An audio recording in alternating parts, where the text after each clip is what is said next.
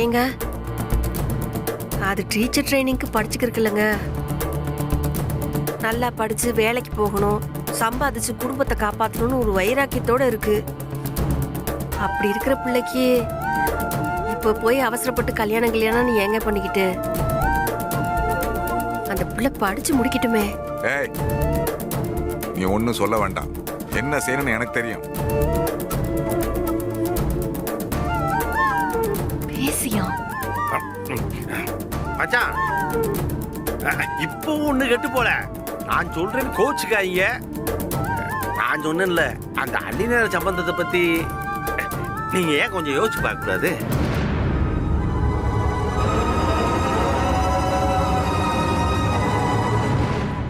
மச்சான், இப்படி விடாப்படியா இருந்தா என்ன மச்சான் பண்றது?